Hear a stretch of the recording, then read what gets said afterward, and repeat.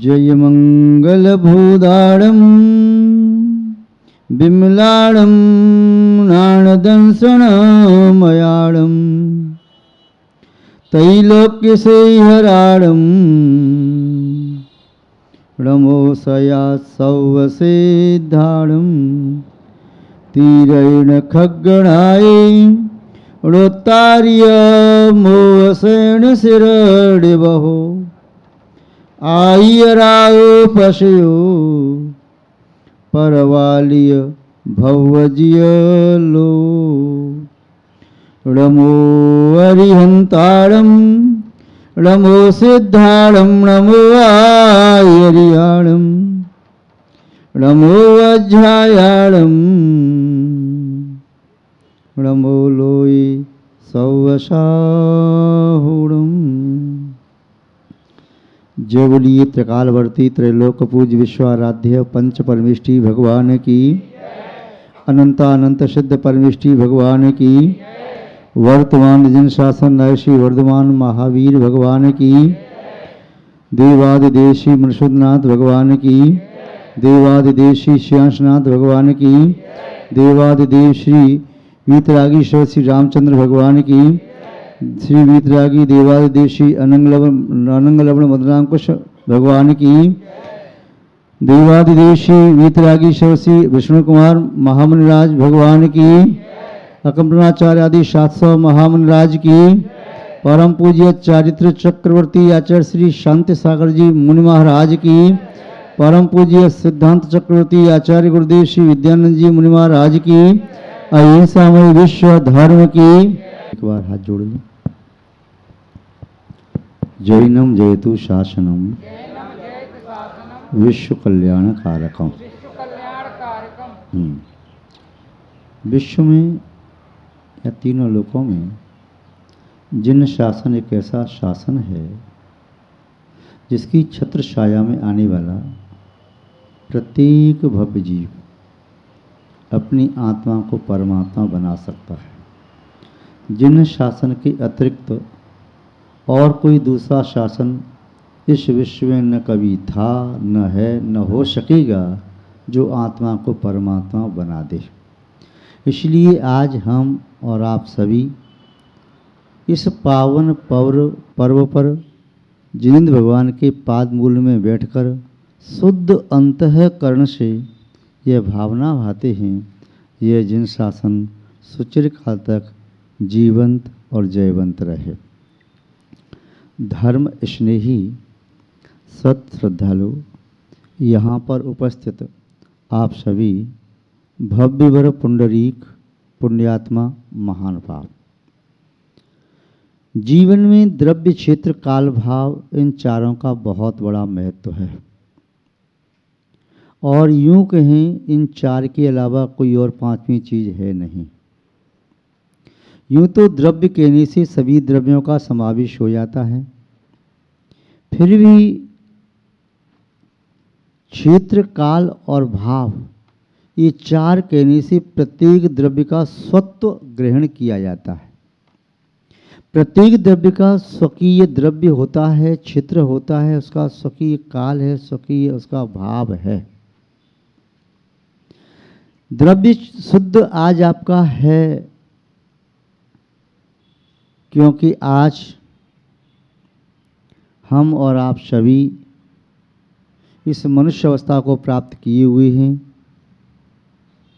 आज मनुष्य अवस्था में भी उच्च कुल, अच्छी संगति और शरीर आदि की शुद्धि के साथ, वस्त्र शुद्धि के साथ आप यहाँ विराजमान हैं। क्षेत्र शुद्धि की अपेक्षा से कहें तो जिनेंद्र भगवान के पादमूल में विराजमान हैं। काल शुद्धि की अपेक्षा से कहें तो आज के दिवस में एक नहीं 5 पर्व आज मना सकते हैं। 5 पर्व किस प्रकार से? आज का शाश्वत पर्व तो चतुर्दशी का पर्व है ही। तिथि भंग होने से आज ही पूर्णमासी भी प्रारंभ हो गई, इसलिए चतुर्दशी का शाश्वत पर्व होने के साथ साथ जो चतुर्दशी का शाश्वत पर्व आत्मा को शाश्वत अवस्था देने वाला है, यदि हम प्रकृति के साथ रहते हैं तो प्रकृति के साथ रहने का से जो पर्व के दिनों में व्यक्ति निर्जल उपवास करता है, आहार ग्रहण करना हमारा स्वभाव नहीं है, वो व्यक्ति 14 गुणस्थानों को पार करके शाश्वत सिद्ध अवस्था को प्राप्त कर लेता है। आज चतुर्दशी का पर्व है। वर्ष में 24 चतुर्दशी आती हैं। 24 चतुर्दशी को उपवास करने वाला व्यक्ति शास्त्रों में लिखा है समोषण आदि की विभूति को प्राप्त करता है। समोषण के 24 व्रत किए जाते हैं। जिसका सामर्थ्य होता है तो 24 साल तक 24 चतुर्दशी करता है, और जिसका सामर्थ्य 24 साल का नहीं होता है तो 14 साल तक चतुर्दशी करता है, वह सामान्य केवली बनकर के मोक्ष प्राप्त करने में समर्थ होता है। और यदि 14 साल भी नहीं कर पाए तो 1 साल भी करता है तो वह भी समोषण में जाकर के अपनी आत्मा का कल्याण करने में समर्थ होता है। पूर्णमासी अपने आप में वैसे ही पर्व के रूप में मानी जाती है। प्रत्येक पूर्णमासी को उत्तम श्रेष्ठ माना जाता है और अलग अलग स्थानों पर पूर्णमासी का महत्व है। उस पूर्णमासी के दिन प्राय करके उत्सव, महोत्सव, मेला आदि संपन्न किए जाते हैं। पर्व के रूप में मनाई जाती है प्रथम पूर्णमासी आपकी। जिस पूर्णमासी के दिन रक्षाबंधन का पर्व पूरे भारतवर्ष में और भारतवर्ष के बाहर भी अन्य देशों में मनाया जाता है। ये रक्षाबंधन की पूर्णमासी होती है। इसे लोग पूर्णो और सनूनो भी कहते हैं, सलूनो भी कहते हैं। इसके नाम अलग अलग हैं। द्वितीय पूर्णमासी इसके बाद फिर आती है भाद्रपद की पूर्णमासी आती है, जिसे क्षमावाणी की व रत्नत्रय की पूर्णमासी, लब्धि विधान व्रत की पूर्णमासी कहते हैं। उसके बाद तृतीय पूर्णमासी आती है, वह शरद ऋतु की पूर्णमासी होती है। अगली पूर्णमासी आती है कार्तिक की पूर्णमासी, आष्टानी पूर्णमासी होती है। उसके बाद अग्रहण की पूर्णमासी आती है, वह कौमुदी महोत्सव या शिशिर ऋतु की पूर्णमासी। पूष की पूर्णमासी आती है। वह भी कई स्थानों पर जहाँ सर्दी कम पड़ती है तो उस पूर्णमासी को मेला आदि या सम्यक्त की महिमा बढ़ाते हुए उत्सव मनाते हैं।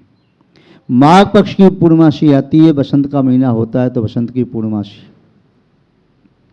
उसमें मन उल्लसित होता है, उत्साहित होता है, पुलकित होता है, तो बड़ा आनंद का अनुभव करते हैं। तीर्थ यात्रा करते हैं, प्राय करके तीर्थों पर पर्व मनाते हैं। अगली पूर्णमासी आती है, जैसे फाल्गुन की पूर्णमासी कहते हैं। आष्टानिका की पूर्णमासी से होली की पूर्णमासी कहते हैं। आष्टानिक पर्व के विधान करने के उपरांत वह महोत्सव मनाते हैं, आपस में प्रेम और वात्सल्य की वृद्धि करते हैं। फिर चैत्र की पूर्णमासी होती है, जो पूर्णमासी 18वें कामदेव हनुमान की जयंती के नाम से मनाते हैं आप लोग। भगवान महावीर स्वामी के 2 दिन बाद की पूर्णमासी है, उनका जन्म जयंती 13 की होती है।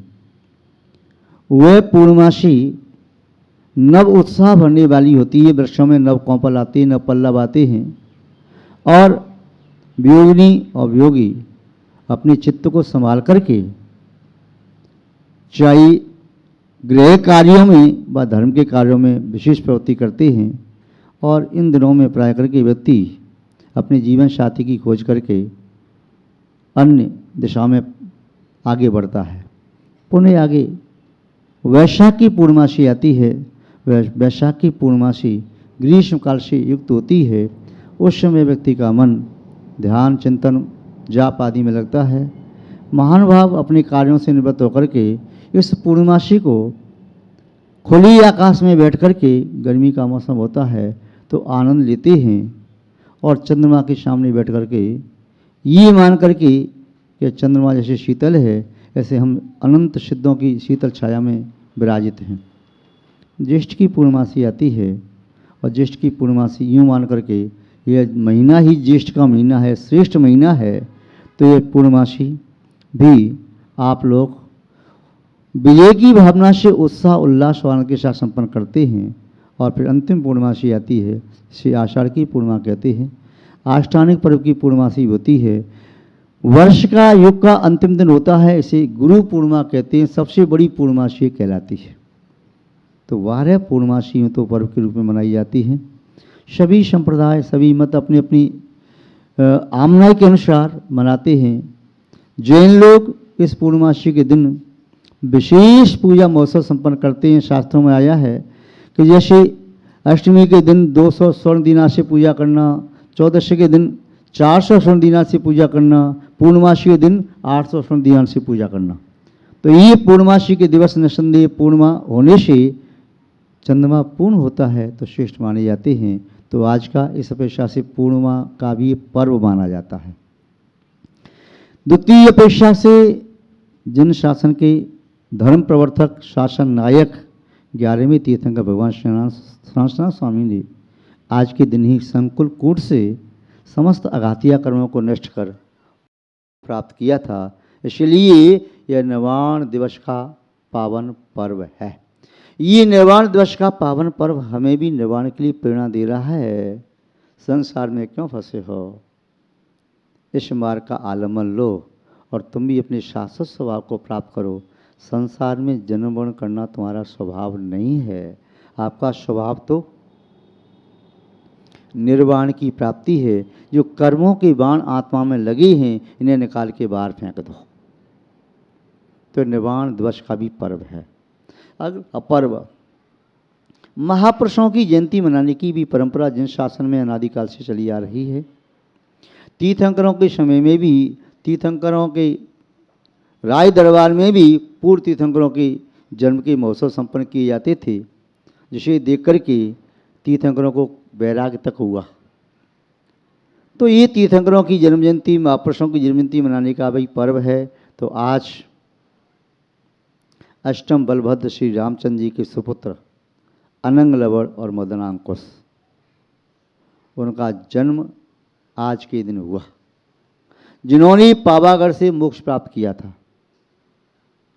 उनकी जन्म जयंती मनाने का भी सौभाग्य। महापुरुषों की जन्म जयंती मनाते समय भावना भाई जाती है कि हे प्रभु, जैसे आपने अपनी जन्म और मृत्यु पर विजय प्राप्त की, वैसे हम भी अपनी जन्म और मृत्यु पर विजय प्राप्त कर सकें। इसके साथ साथ आज श्रावक धर्म का प्रारंभ, वैसे तो श्रावक धर्म का प्रारंभ, मुनि धर्म का प्रारंभ भगवान महावीर स्वामी की वाणी के माध्यम से तो श्रावण बदी एकम से हो गया, किंतु आज श्रावक धर्म का प्रतीक, श्रावकों का चिन्ह आज स्वीकार किया जाता है संकल्प पूर्वक। मुनि महाराज मुनि दीक्षा लेते समय पिछी कमंडल को स्वीकार करते हैं, चाहे वे ज्ञान का उपकरण अपने पास रखें या न रखें, किंतु पिछी कमंडल भी हमेशा साथ रखते हैं। तीर्थंकर प्रभु भी,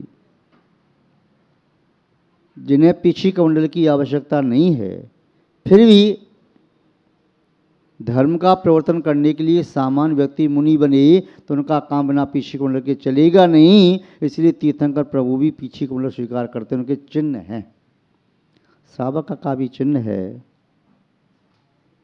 वे भी देवशास्त्र गुरु का उपासक है।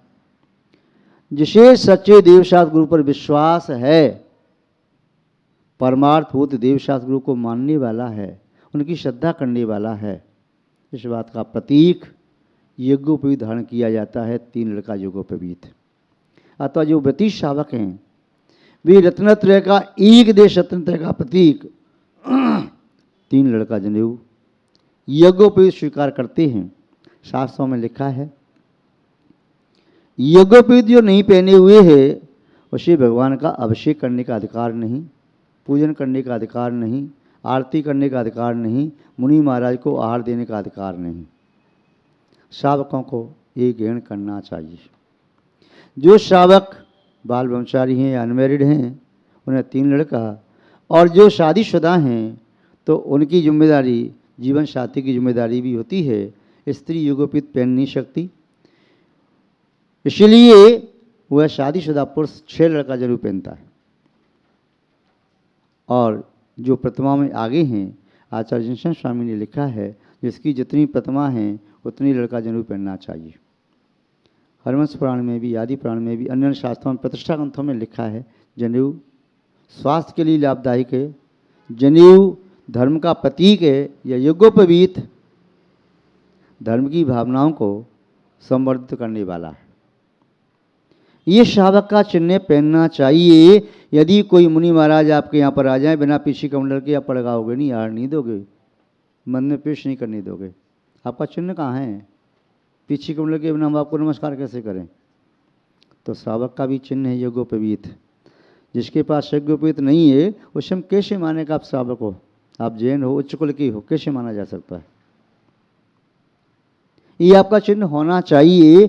इतनी शिथिलता आती जा रही, इतनी शिथिलता आती जा रही है कि यदि काउंट करें तो 100 व्यक्ति में से 5 व्यक्ति भी निकलना मुश्किल है कि जनेऊ वाली व्यक्ति 100 में से 5 पुरुषों के पास होगा। कहीं कहीं तो 100 में से 2 के पास भी नहीं होगा, और कहीं 100 में से 10 के पास भी हो सकता है। किंतु ये श्रावक का प्रतीक उसके पास होना चाहिए। ये उसका बंधन है, उसे स्वीकार करता है तो बुरी आदतों से छूट जाता है। उसे धारण करने वाला व्यक्ति बुरे काम नहीं कर सकता, उसकी आत्मा बुरे काम करने से उसे रोकेगी।